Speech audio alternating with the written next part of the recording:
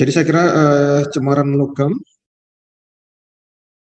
dalam kosmetika itu banyak dijumpai dan sumbernya juga macam-macam. Misalnya dari pewarna atau sumber yang lain. Kemudian juga cemaran ini mungkin suatu yang klasik ya, tetapi faktanya sampai saat ini masih banyak dijumpai gitu ya. Jadi memang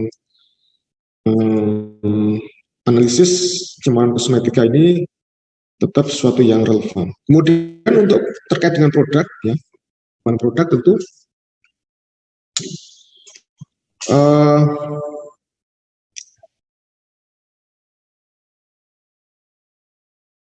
dari produsen sendiri harus aware ya, harus aware terkait keberadaan cemaran ini.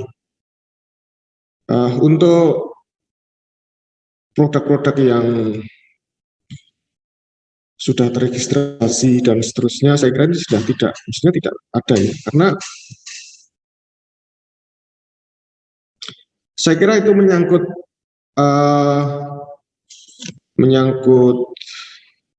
apa namanya, menyangkut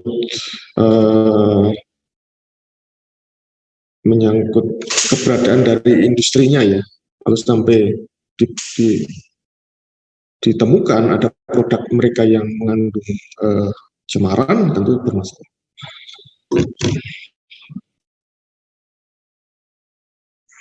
Tetapi banyak di pasar produk-produk yang misalnya belum terregistrasi dan sebagainya, itu yang bisa menjadi salah satu sumber. Baik, ini saya share ya materinya.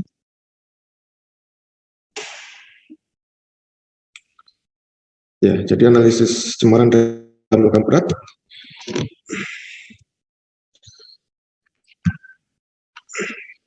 Kemudian ini ya yang saya sampaikan tadi, jadi misalnya bahwa sampai saat ini BPOM ya misalnya, contohnya adalah masih menemukan ya adanya produk kosmetik yang bermasalah.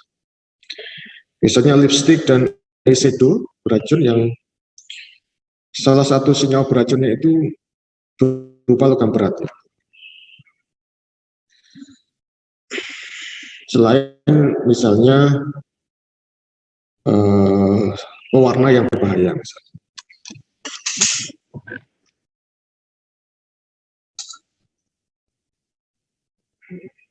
Juga di luar Indonesia ya, ternyata ini juga masih jumpai misalnya ini adanya kadar merkuri yang berbahaya ditemukan pada skin cream yang dibeli di Amazon. Kita tahu bahwa sekarang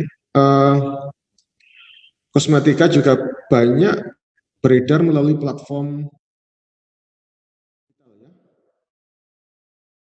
online.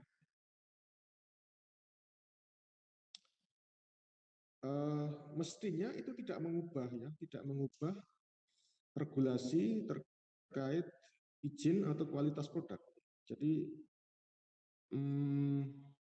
apa namanya, online lebih pada platform marketingnya atau distribusinya gitu ya lewat online. Tapi mestinya itu tidak merubah ya regulasi terkait kualitas produk. Nah di sini dilaporkan ya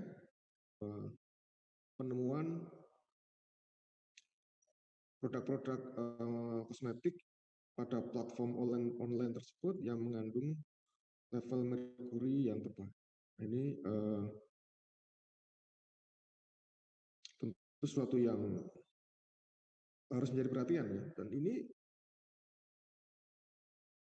kadarnya juga sangat tinggi ya, 30.000 kali. Ini kan sesuatu yang berbahaya gitu ya, sesuatu yang, dan kemungkinan besar ini bukan karena muncul dari misalnya proses produksi, tapi sesuatu yang mungkin ditambahkan ya secara ilegal. Kemudian dalam penelitian-penelitian juga masih banyak dilakukan ya terkait dengan logam berat di kosmetik, khususnya di negara-negara berkembang. Nah, negara berkembang di sini mungkin terkait dengan faktor regulasinya ya kurang ketat dalam menerapkan regulasi. Misalnya seperti itu. Mungkin juga jumlah penduduknya yang besar sehingga menjadi pasar yang potensial sehingga menjadi sasaran dari produk-produk ilegal tersebut. Nah, ini contoh-contoh apa namanya penelitian ya yang terkait logam berat. Misalnya ini heavy metal in lipstick, heavy logam berat pada lipstick ya di Arab Saudi, kemudian ada di negara-negara Asia Selatan ya, kemudian juga ada di tempat lain ya.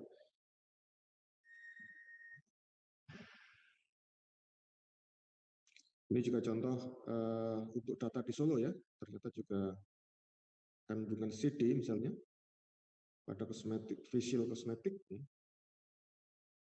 juga ditemukan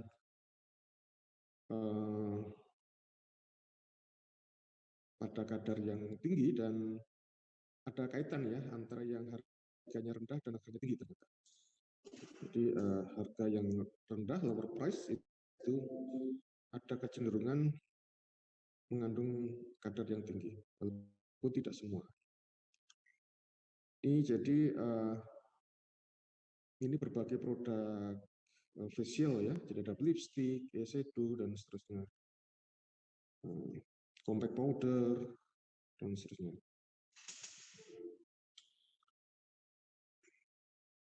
Nah, ini adalah definisi apa kosmetik itu sendiri, bahwa kosmetik adalah bahan atau sediaan yang dimaksudkan untuk digunakan ya, pada bagian luar tubuh manusia. Jadi penggunaannya itu luar tubuh, kosmetik. Epidermis, kuku, rambut, bibir, organ genital, gigi, membran mukosa. Jadi penggunaannya di luar ya. Kemudian tujuannya ya untuk membersihkan, mewangikan, mengubah penampilan, bau badan, melindungi atau memelihara tubuh dalam kondisi baik. Jadi apa namanya memiliki skup yang berbeda dengan obat ya. Obat lebih pada bahan aktif. Walaupun nanti kosmetik juga ada juga yang ditambahkan ya, bahan aktif.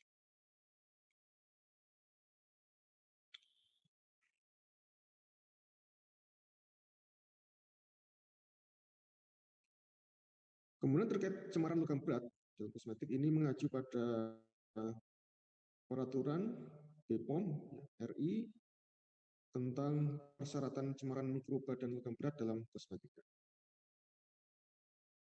Jadi pasal 2 ayat 1 kosmetika yang diproduksi dan atau diedarkan harus memenuhi persyaratan keamanan, kemanfaatan dan mutu. Jadi keamanan, kemanfaatan. Jadi itu pasangan ya. Kalau obat itu efekasi, toksisitas ya. Jadi khasiat, keamanan ya. Toksisitasnya seperti apa. Demikian juga kosmetiknya. Persyaratan keamanan, persyaratan kemanfaatan. Jadi dua-duanya. Dan mutu ya, mutu produk. Kemudian yang poin B ya, yang dimaksud persyaratan itu memenuhi persyaratan cemaran mikroba dan logam. Jadi ada persyaratan mikroba ya. Tentu kita tahu kalau kosmetik ini juga mengandung bahan-bahan yang mudah ya, mudah ditumbuhi mikroba. Sehingga ini juga harus memenuhi dan juga logam berat. Kemudian persyaratan cemaran logam berat dalam kosmetika itu peraturan Kepala BPOM nomor 17 tahun 2014 tentang perubahan atas peraturan Kepala BPOM nomor sekian ya, tentang persyaratan cemaran mikroba dalam logam berat. Pasal 4, cemaran logam berat sebagaimana dimaksud dalam pasal 2 ayat 2 merupakan sesepura atau elemen yang tidak bisa dihindari.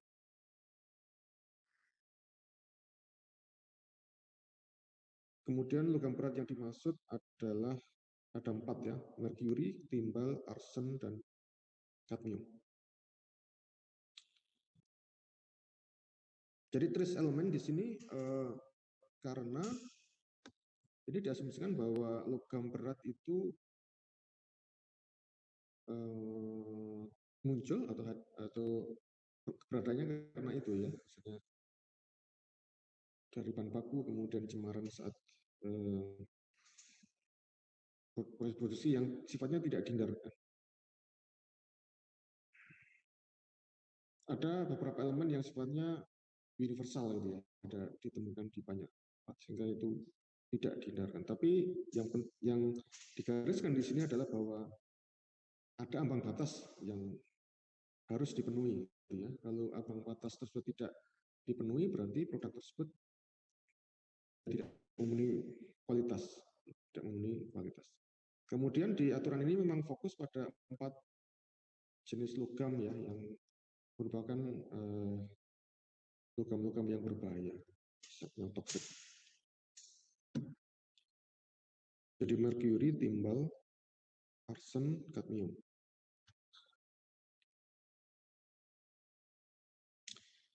Nah, pada aturan tersebut juga dicantumkan ya ambang batas yang dipersyaratkan. Jadi sebenarnya masih memberikan toleransi karena itu dianggap sebagai tris ya, kadarnya sangat rendah, tetapi ada ambang yang harus dipenuhi. Jadi bisa untuk merkuri ya, tidak boleh lebih dari 1 mg per kilogram ya, atau 1 mg per liter, atau bagian per juta ya, BGP, BPG ya, atau ppm ya.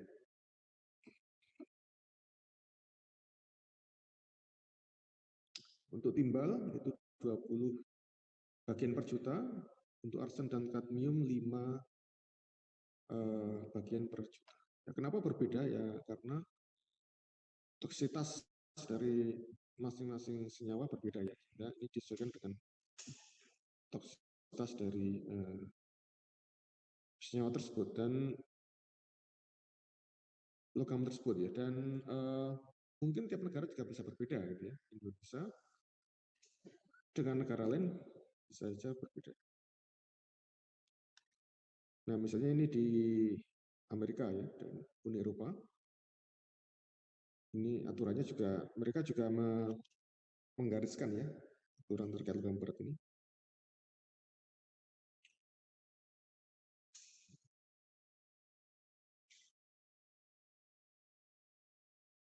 Jadi untuk FDA ya dari Amerika ya, mereka menggariskan bahwa jika ada senyawa ditemukan senyawa-senyawa yang berbahaya ya, maka itu digolongkan sebagai penyalahgunaan produk. Jadi produk yang disalahgunakan atau dipalsukan. Gitu ya.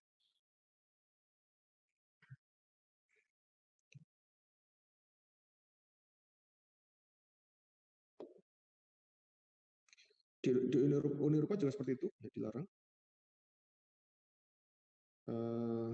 Tetapi untuk tingkat trace masih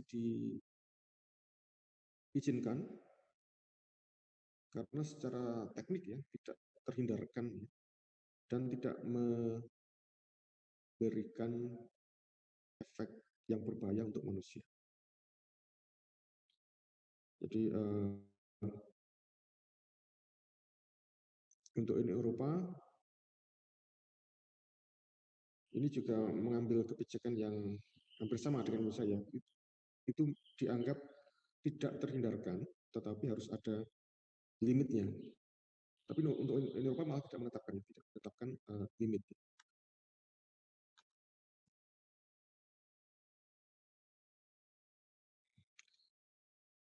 Jerman ini menetapkan ya ambang batas untuk logam berat. Jadi Germany Federal Office of Consumer Protection and Food Safety atau BVL. Jadi Jerman itu negara federal ya. Jadi mereka punya banyak negara bagian. Jadi kenapa disebut federal office ya? Artinya ini aturan yang ditetapkan oleh federal ya, oleh pusat ya, pemerintah pusat yang berlaku untuk semua negara bagian.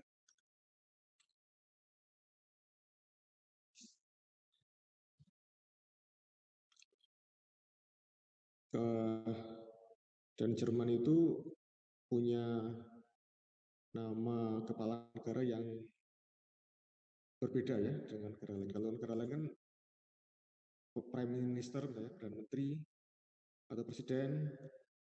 Kalau Jerman prime minister namanya kansler ya, kansler ya, kansler ya, kansler Jerman. Itu sebagai kepala pemerintahan. Kalau kepala negara presiden, presiden.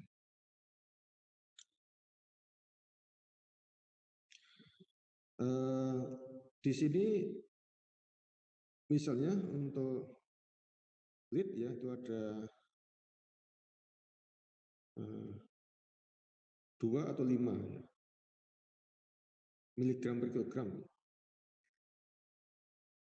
Bahkan sampai 5 ya untuk beberapa produk make up. Kadmium 0,1, merkuri 0,1, arsenik 0,5 atau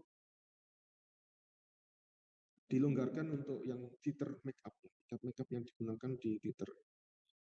Antimon 0,5, nikel 10. Anda bandingkan ya dengan Indonesia, ini terlihat ya, Jerman lebih rendah ya batasnya, mematok angka yang lebih rendah untuk batasnya. Itu kebijakan masing-masing negara ya.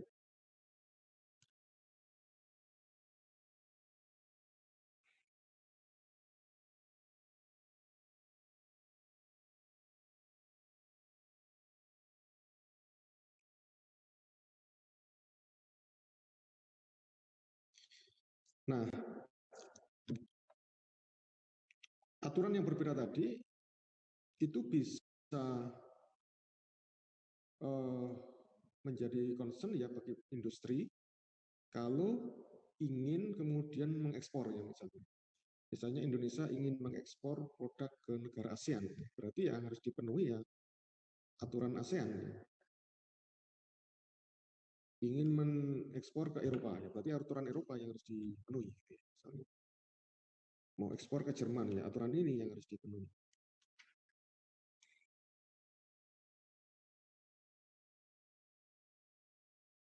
Nah tadi ya yang logam-logam berat tadi ya, ada nikel, CDHG, PP, SP, AS.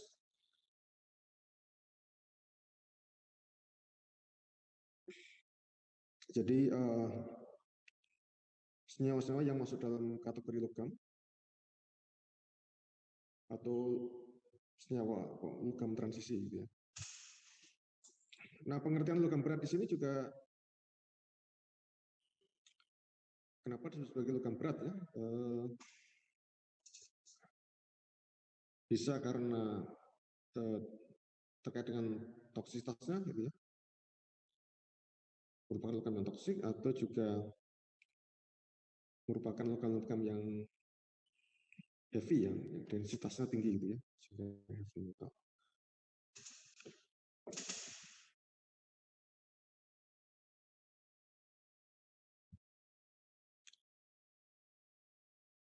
Ini untuk Hg ya, Hg dilarang sebagai pemutih kulit dalam kosmetik, tetapi diizinkan untuk bahan pengawet misalnya. Bahan pengawet dalam kosmetika mata ya, itu diizinkan sebagai vinil raksa nitrat dan tiomersal maksimum 0,07% dihitung sebagai Hg.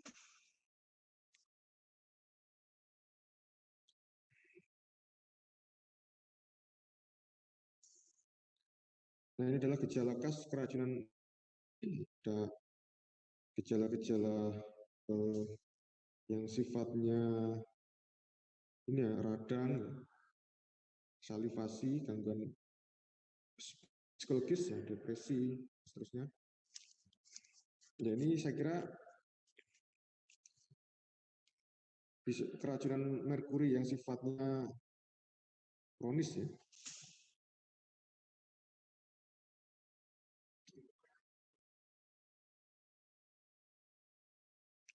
Ya, kita tahu ya, kosmetik itu kan pemakaiannya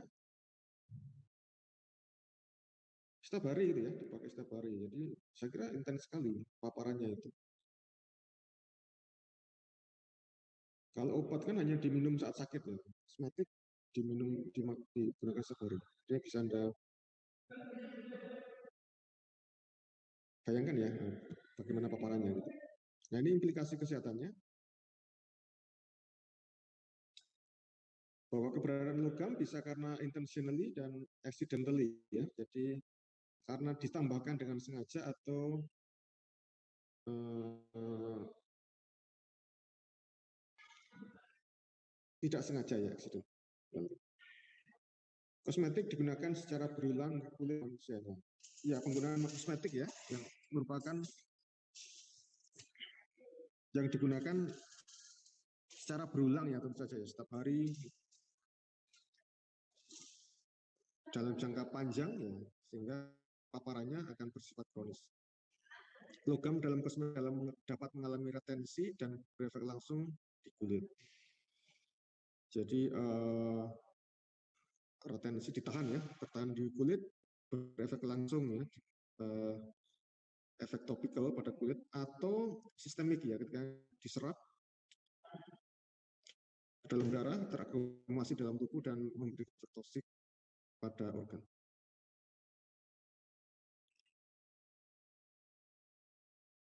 Ini ada yang disebut sebagai allergic kontak dermatitis ya, ACD, dermatitis kontak alergi. Jadi gangguan kulit yang bersifat alergenik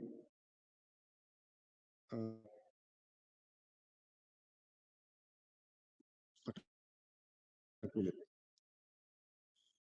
Jadi ini juga berkaitan dengan yang topik pertama ya, senyawa-senyawa alergenik ya, senyawa-senyawa alergenik pada uh, kosmetik. Kalau kita bandingkan dengan logam berat, sebenarnya logam berat lebih bisa dipetakan ya. Kalau alergi itu lebih variasi ya, variatif sumbernya. Apalagi kalau alergi kan sifatnya individual.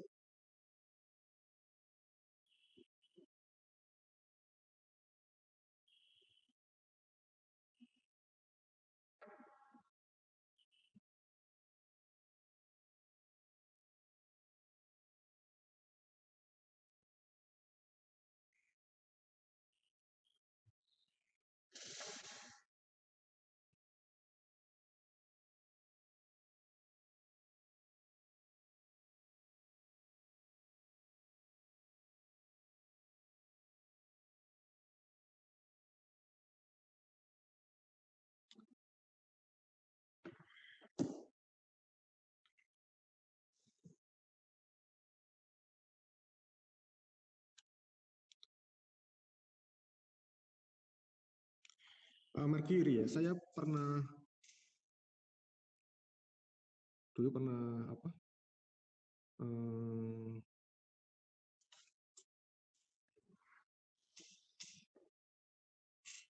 pernah punya pengalaman apa namanya di grup penelitian ya terkait dengan merkuri ini.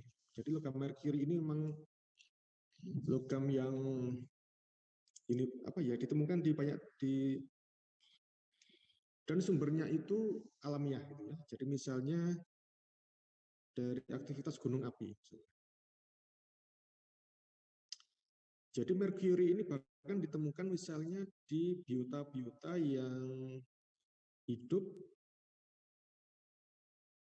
aliran sungai yang berasal dari sumber dari gunung berapi yang aktif, misalnya gunung Merapi. Ternyata itu juga menghasilkan paparan ya, menjadi sumber merkuri. Dengan demikian, misalnya terkait dengan bahan baku kosmetik ya, bisa saja kemudian itu juga sumbernya dari bahan bakunya, misalnya sesuatu yang tidak terhindarkan.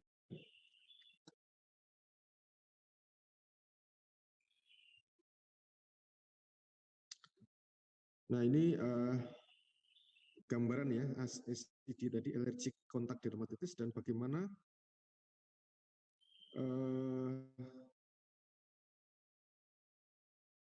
logam pemakaian kosmetik pada topikal itu bisa masuk ya ke dalam sistemik ya, melalui kulit atau melalui mukosa ya. Di sini digambarkan mukosa, lapisan mukosa rambut ya.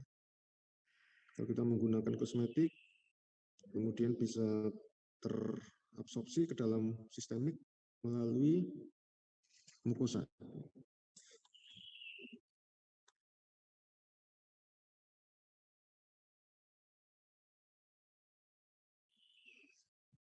Nah, ini adalah implikasi kesehatan yang sifatnya acute, akut, dan kronik ya.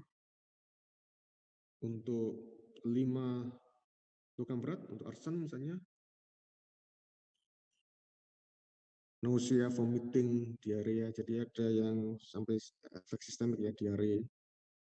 Kemudian pada sistem saraf, itu yang kronis bahkan di ini ya, cancer, dan seterusnya. Lead juga seperti itu.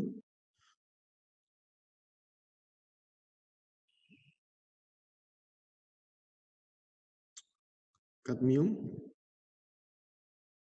krom, ada perdarahan ya, perdarahan pada gastrointestinal, atau gangguan pada sistem urin ya, sistem apa, ginjal ya. Untuk yang kronis bisa kanker pada paru-paru, khususnya jika krom ini terpapar melalui saluran nafas ya. Mungkin dari tempat kerja atau dari lingkungan yang memberikan paparan krom secara jangka panjang.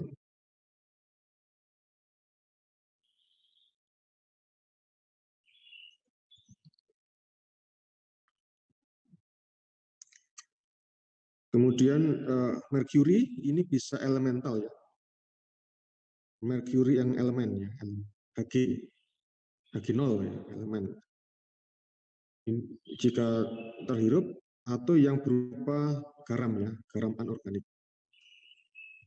Ini bisa jika tertelan gitu, ini akan menimbulkan gangguan kesehatan juga.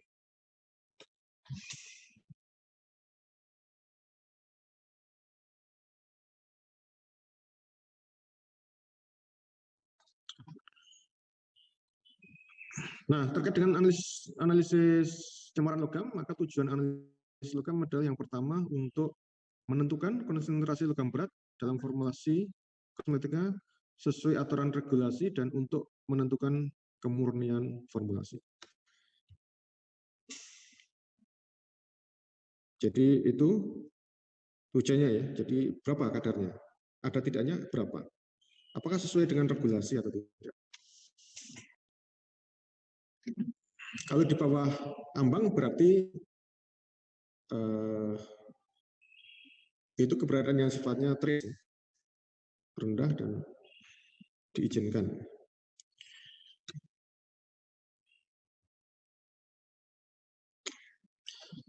Kemudian ini adalah lingkup analisis logam pada kosmetika ya, sesuai dengan badan BPOM RI nomor sekian tentang metode. Jadi di BPOM itu juga menggariskan adanya metode standar yang digunakan. Jadi dalam industri obat, industri kosmetik, industri farmasi,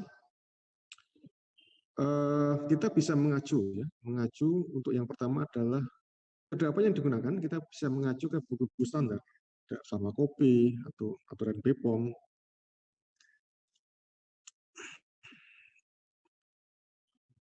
Kalau misalnya kita mengembangkan metode baru, itu boleh ya, tetapi harus ada uji kesetaraan bahwa metode baru tersebut harus memiliki performa yang paling tidak sama ya dengan metode yang established, metode yang resmi. Kalau performanya lebih jelek ya tidak boleh juga. Tapi kalau lebih baik boleh saya kira. Jadi paling tidak harus sama. Ya, performa di sini misalnya terkait dengan parameter validasi ya, kepekaannya, selektivitasnya, terusnya harusnya paling tidak sama gitu ya.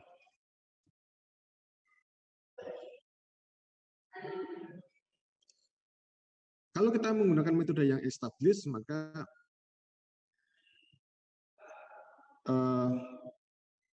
kita bisa hanya melakukan validasi ya, untuk memastikan bahwa metode yang kita lakukan di lab kita itu memenuhi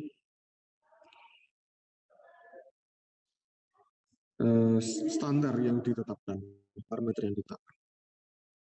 Jadi misalnya kita mengambil metode dari satu farmakope, mestinya misalnya selektivitasnya, sensitivitasnya itu sama dengan yang digariskan di farmakope gitu. Kalau enggak, ya berarti ada masalah. Ini dengan instrumen kita, dengan operatornya, dan seterusnya. Nah, di sini pasal 2 ya, metodenya itu pengujian logam berat salah satunya ya. Nah, di sini ada pengujian cemaran mikroba, pengujian logam berat, pengujian beberapa yang dilarang dalam kosmetika, pengujian bahan pengawet dalam kosmetika. Nah, ini yang kemarin juga ya, pengawet kemarin ya, yang lebih berefek pada alergenik kemarin ya.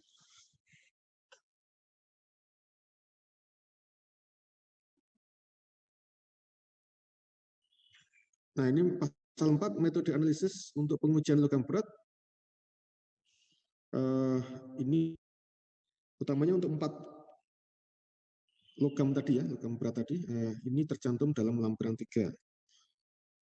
Nah, ini adalah metode yang metode standar ya dalam BPOM. Jadi dengan menggunakan AS ya, Graphite Furnace AS atau Flow Injection Analysis System AS, via AS atau GF AS. Jadi menggunakan AS ya, menggunakan AS. Kemudian preparasinya dengan digesti.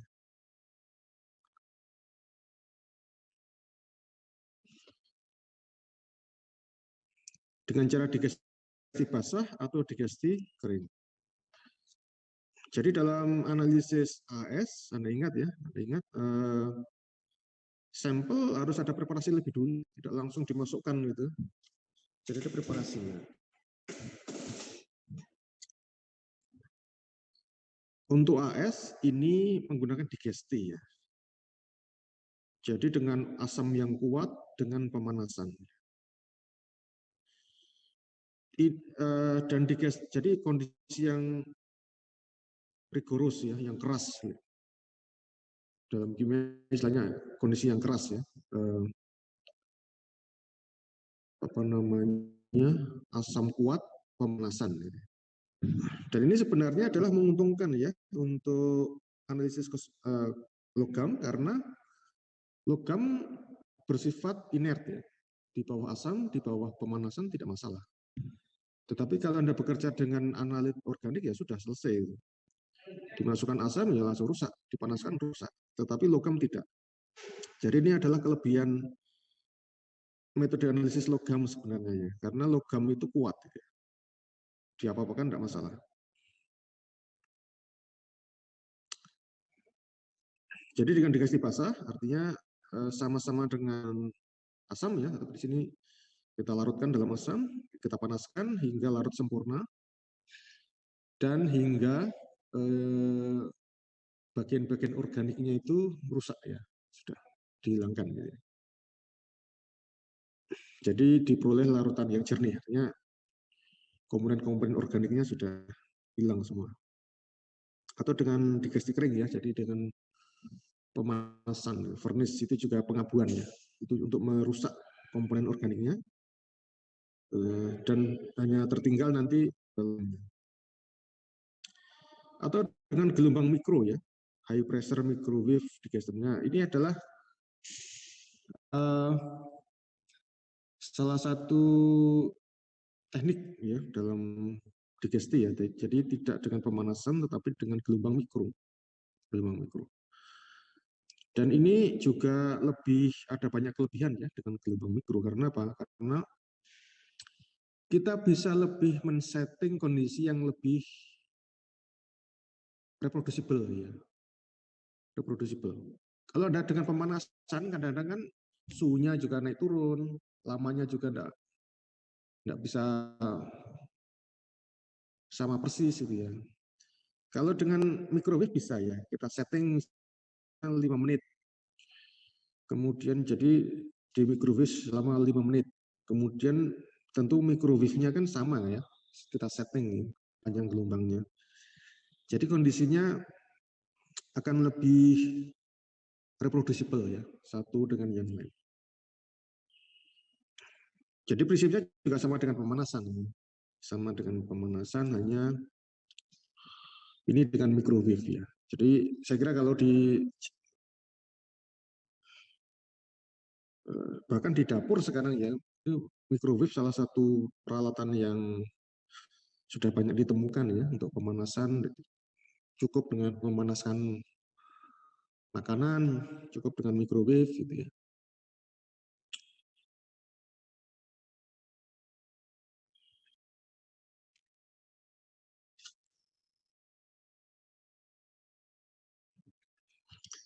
Jadi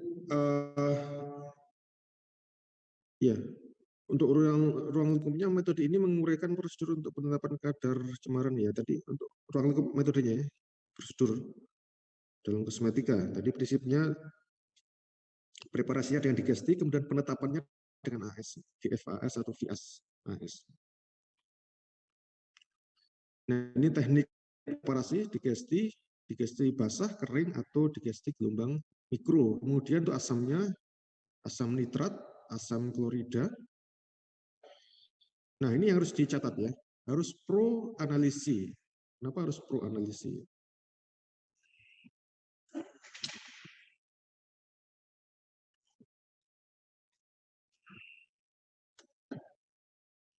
Ada yang punya pendapat kenapa log asamnya harus pro analisis?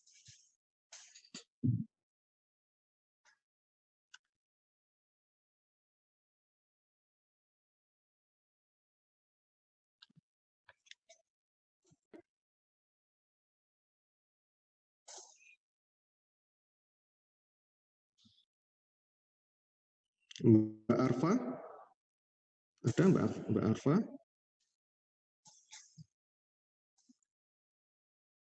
Oke, Pak. Kok enggak kedengaran Mbak suaranya? Tes, halo Pak. Sudah. Kenapa Mbak harus pro analisi untuk asamnya? Biar kayak kemurniannya terjaga gitu, kayak bener-bener apa ya, pengotornya minimal gitu, jadi kayak apa lebih akurat gitu. Oke, baik. Anda sering baca enggak Mbak itu untuk di label misalnya produk dari merch misalnya. Anda sering baca lihat labelnya enggak? Di sana ada tulisan, ada informasi terkait pengotornya enggak di di produk tersebut? Jarang baca sih Pak. Baik, jadi kalau Anda lihat di produk merch misalnya ya, pelarut misalnya, di sana selalu ada informasi ya, cemarannya berapa, cemaran logam salah satunya. Kita ingat bahwa analisis cemaran, namanya cemaran ya, pasti kadarnya kecil ya, kadarnya trace. Kalau kadarnya kecil, kita menggunakan pelarut, menggunakan regen yang juga mengandung cemaran logam, pasti akan mengganggu ya.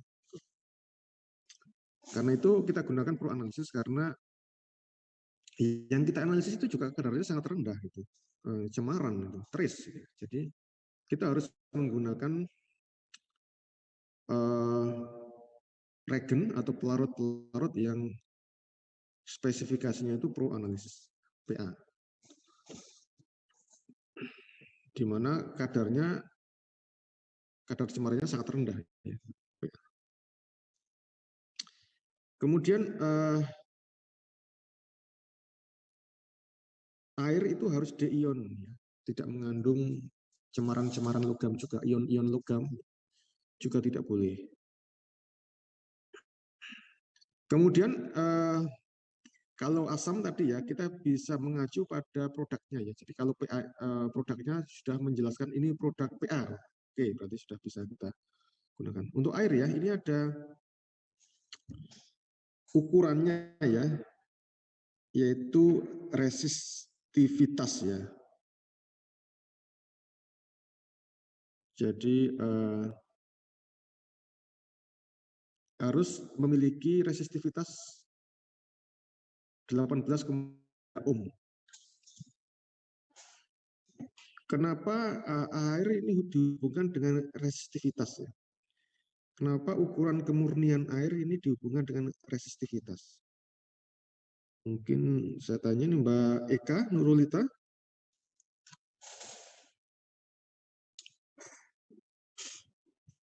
Iya, Pak. Ya, gimana Mbak? Kenapa kemurnian air ini dihubungkan dengan resistivitas? Hubungannya apa?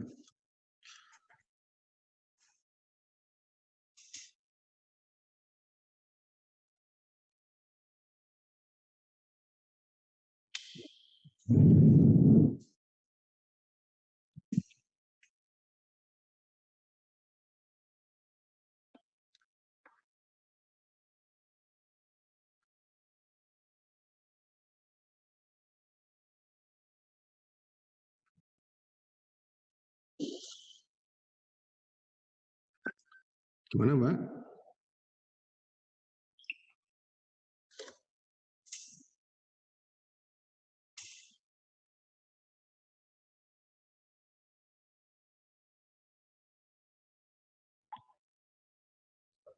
Biar tahu apakah air tersebut bisa menghantarkan listrik gitu, Pak.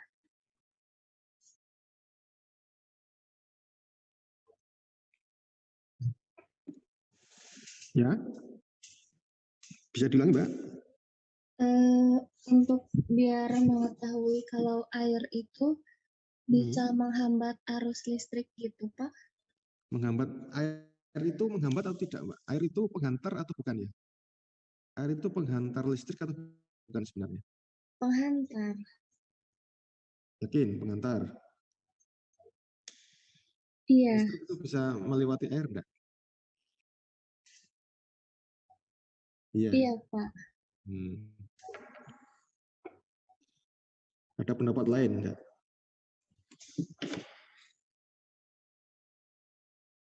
Mbak Tasya? Mbak Tasya? Ya, Pak Sabta. Air itu penghantar listrik bukan? Setahu saya iya, Pak. Oh iya. Karena seringkali orang tersengat listrik di air gitu ya. Air itu penghantar listrik ya.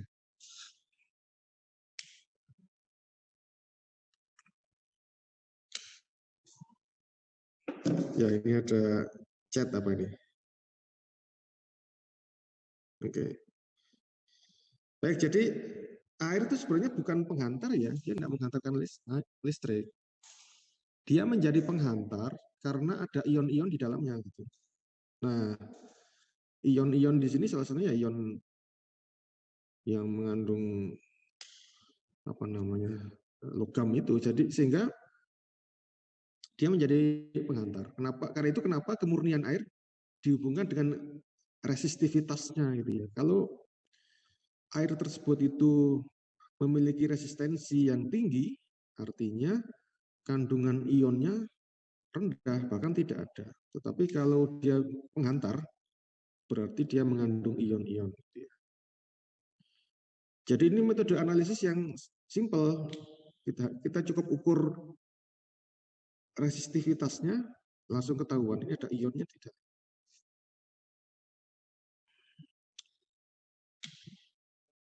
Gitu ya. Jadi kenapa air deionisasi ini parameternya resistivitas. Nah ini metode ya untuk digesti kering atau pengabuan preparasi sampel timbang sama ya, lebih kurang. Jadi mengingatkan lagi ya, ada timbang seksama tetapi lebih kurang. Jadi timbang seksama itu artinya Anda hanya diizinkan untuk salah berapa? 0,1% ya. Tetapi bisa lebih kurang, tidak harus tepat sekali 2,5 gitu. Jadi bisa misalnya Anda bisa lebih banyak lebih sedikit 10% misalnya dari 2,5. Jadi itu artinya seksama tetapi lebih kurang.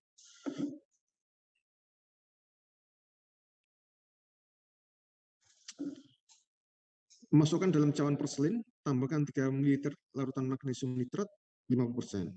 Kemudian dikeringkan di atas tanas air, abukan residu dahulu sampai tidak terdapat asap. Asap di sini adalah penanda itu ya adanya organik ya yang belum sempurna rusaknya. Jadi diabukan dulu ya, dalam heating mantle ya, heating mantle. Kemudian diabukan ya pada suhu 500 derajat Celcius selama 3 jam. Jadi dengan pengabuan 500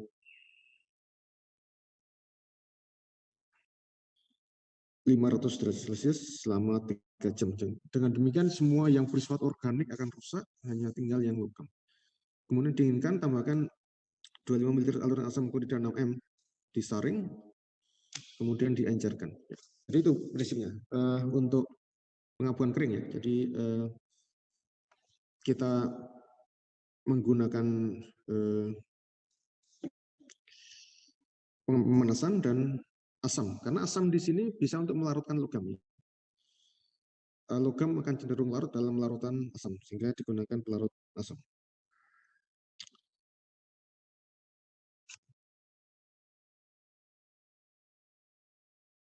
Kemudian untuk yang basah, timbang seksama 0,5. Anda bandingkan ya, 0,5. Sementara untuk yang kering lebih banyak ya, 2,5. Anda bisa cari sebabnya. Kenapa untuk yang kering dibutuhkan lebih banyak sampel. 0,5 gram. Masukkan dalam tabung digasi tertutup dan tambahkan 7 ml asam nitrat pekat. Jadi langsung tambahkan asam nitrat, kemudian dipanaskan 60 derajat Celcius selama kurang lebih tidak kurang dari 3 jam.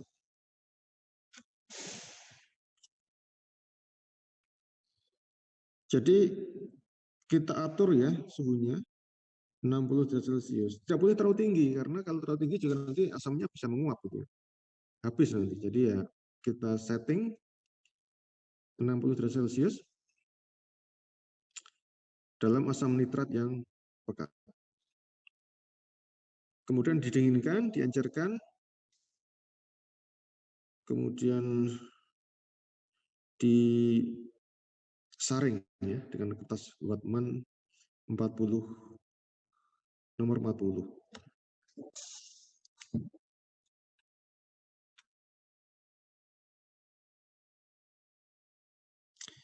Nah, ini ada yang langkah yang kenapa untuk yang krim dan lipstik itu didiamkan ya dalam lemari pendingin 24 jam.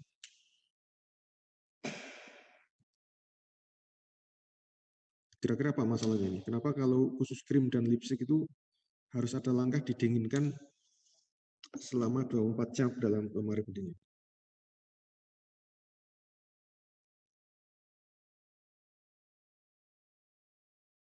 Mbak Vidya Listiani? Enggak, Pak. Kenapa, Mbak? Ini khusus untuk krim dan lipstik ada langkah didinginkan dalam lemari pendingin selama 24 jam. Mungkin biar memadat, Pak. Memadat. Yang madat apa ya? Ini sudah cairan, Mbak. Ini sudah di cairan kan?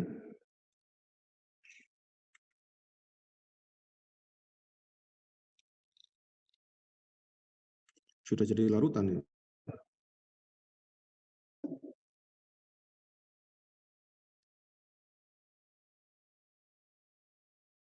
Kira-kira kalau lipstik dan krim ini kandungan lemaknya tinggi enggak?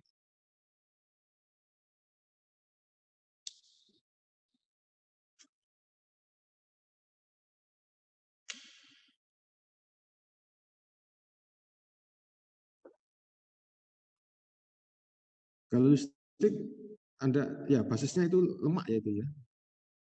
Pewarna pada basis lemak itu ya. Untuk bisa nempel gitu di permukaan bibir kan harus ada basisnya. Dengan demikian untuk walaupun sudah dilakukan digesti, tapi kalau yang tersisa itu maka akan bisa kita pisahkan ya dengan pendinginan. Jadi nanti akan cenderung memisah lemaknya sehingga bisa kita kemudian kita saring ya. Nomor 40.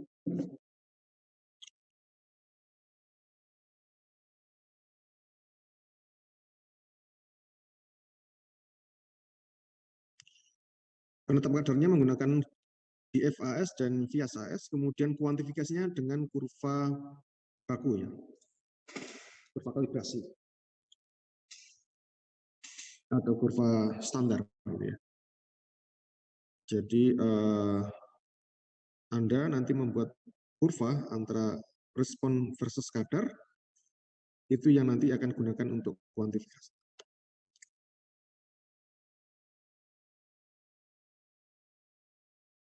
Nah ini yang GF ya, bedanya dengan flame ya. Kalau yang kiri itu flame, kalau yang kanan itu graphite. Satunya dengan nyala, satunya dengan pemanasan.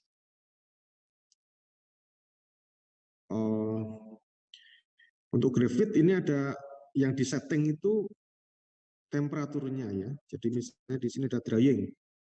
Kita panaskan dulu, kita keringkan dulu dengan men-setting suhu 150 derajat Celcius selama 60 detik. Kemudian esing ya, pengabuan. Suhunya dinaikkan hingga 600 selama 60 detik. Kemudian atomisasi. Dinaikkan lagi hingga 3000 derajat Celcius. Itu untuk atomisasi. Jadi mengubah sampel menjadi bentuk atomnya, atomisasi.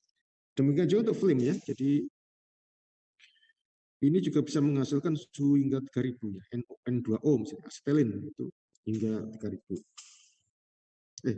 Asetilin dan NO2O maksudnya ya.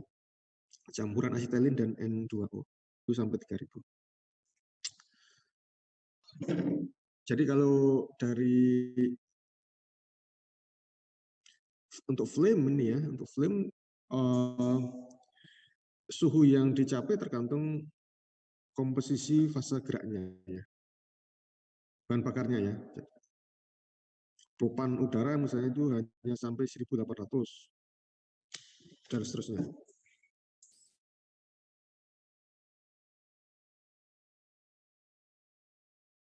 Ini rumusnya ya.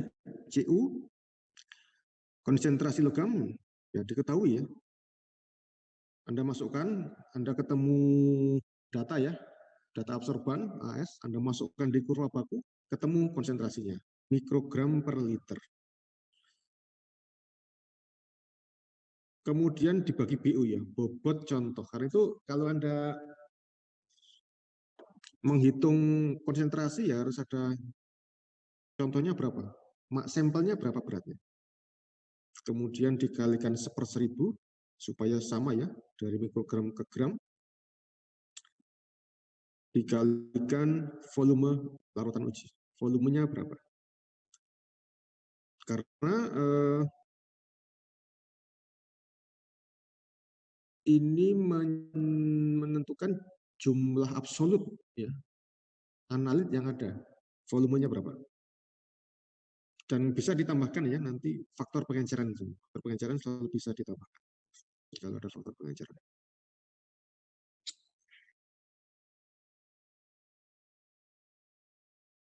Nah, kemudian batas kuantifikasi ya. Saya kira ini teori analitik ya, bahwa kalau Anda ya menganalisis kemudian tidak ketemu, maka Anda tidak boleh ya mengatakan tidak ada, tetapi Anda harus mengatakan di bawah batas kuantitasi. Jadi gitu aturannya.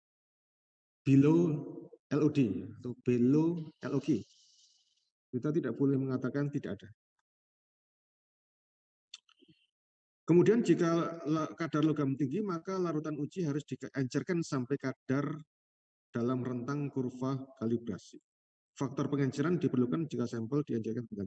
Jadi kalau misalnya Anda ketemu ya sampel yang kadarnya tinggi, maka harus Anda encerkan hingga masuk pada rentang kurva baku atau ya, program per gram ada merkuri 0,5, timbal 10, 2,5, kadmium 1.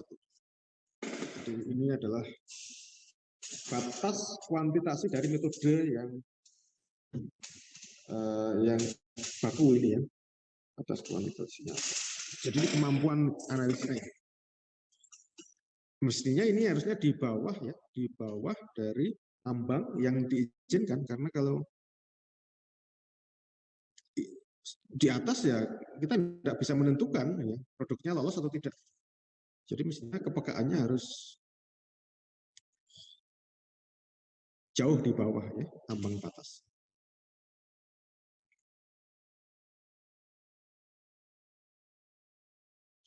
Oke, kemudian saya tambahkan nih ada kosmetika bahan alam ya. Jadi saya kira juga concern terkait cemaran logam ini juga muncul pada kosmetika bahan alam. Jadi untuk farmasi UNS ini juga Bapak Ibu dosen juga banyak yang concern pada pengembangan kosmetika bahan alam.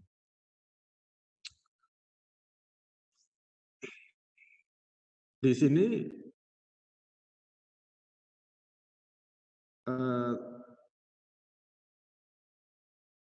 dalam berbagai studi ternyata juga menjadi perhatian ya, banyak temuan kandungan logam berat pada kosmetika bahan alam. Dan ini juga bisa berasal ya dari tanaman misalnya, dari bahan baku ya, bahan baku kosmetika bahan alam tersebut. Misalnya di sini penelitian investigasi kandungan atau konsentrasi logam berat pada medicinal plant ya, medicinal plant ya, yang dikumpulkan dari area yang berbeda dan ternyata ditemukan lebih dari 2 bibit. Ini sebenarnya bisa juga alamiah ya, tadi yang saya sebutkan misalnya. Kita tinggal di daerah yang aktif ya, gunung apinya misalnya. Itu kan juga sumber logam berat sebenarnya. Kalau erupsi banyak sekali kemudian paparan logam berat ya ke daerah sekitarnya, ke tumbuhan, ke tanaman, sehingga kemudian ditemukan tinggi gitu ya kandungan logam beratnya.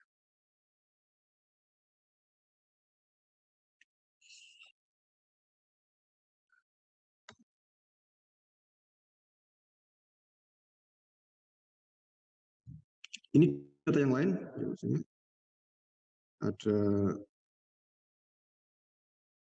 lead, mercury lead ya yang ditemukan untuk produk-produk kosmetika bahan alam atau untuk obat-obat bahan alam ya. Nah, itu juga saya kira menjadi perhatian ya untuk sumber kosmetika bahan alam ini bagaimana mempersiapkan dari sejak bahan baku ya. GAP ya, Good Agricultural Practices. Bagaimana penerapan pertanian yang baik.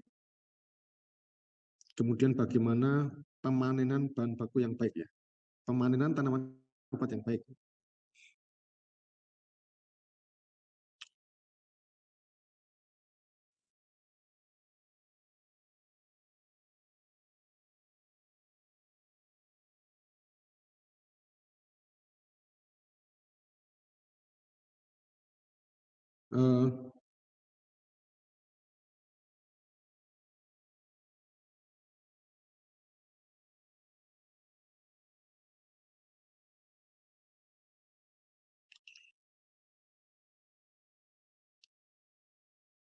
Kemudian bagaimana cara produksi ya, GMP ya, GPUTP, Good Manufacturing Practices.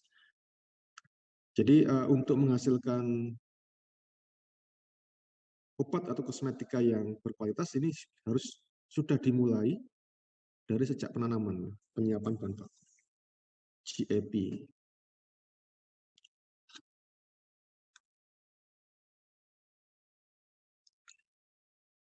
Baik, ini mungkin yang slide terakhir ya. Jadi GAP, Good Agricultural Practices, dan Good Agricultural and Collection Practices ini meliputi juga bagaimana penggunaan fertilizer ya, pupuk yang baik, kemudian penanganan penyakit tanaman yang baik, ya.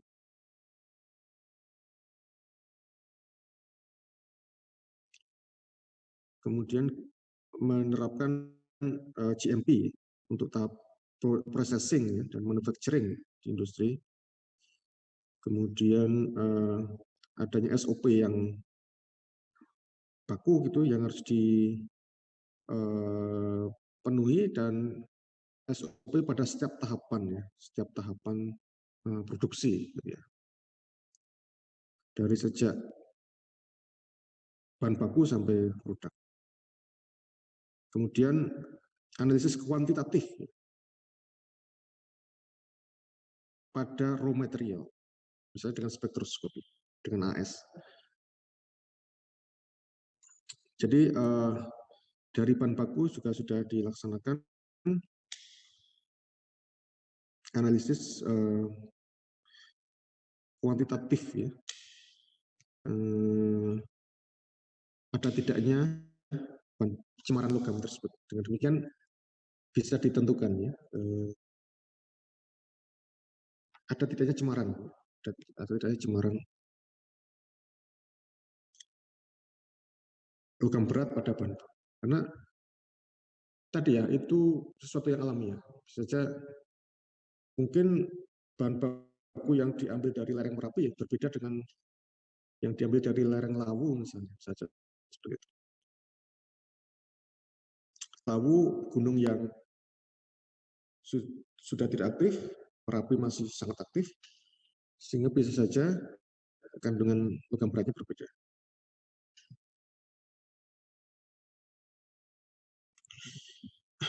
Itu ya mungkin ya. Ya, silakan kalau ada pertanyaan ya. Jadi bagaimana analisis logam berat pada kosmetik, skopnya, kemudian tadi metode yang jadi kita mengacu metode standar dari BPOM tadi. Bagaimana dengan metode yang dari jurnal ya? Boleh ya digunakan. Tapi tadi ya, performanya ya harus setidaknya sama dengan metode yang baku. Dan saya kira industri ya rujukan pertama ya jelas merujuk pada metode standarnya dulu ya.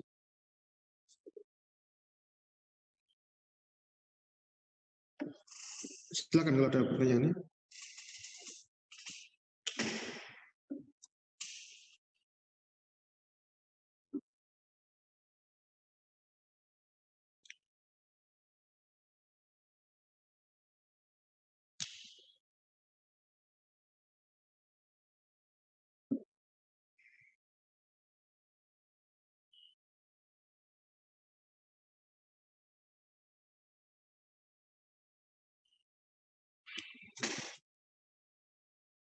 Baik, kalau ada pertanyaan, ini bisa saya akhiri ya kuliah siang hari ini.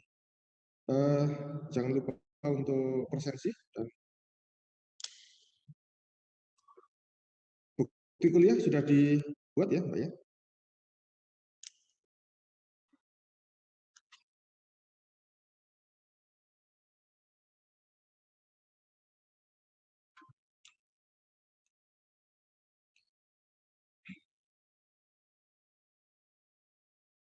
Baik, ini kuliahnya saya akhiri. Sampai jumpa minggu depan. Assalamualaikum warahmatullahi wabarakatuh.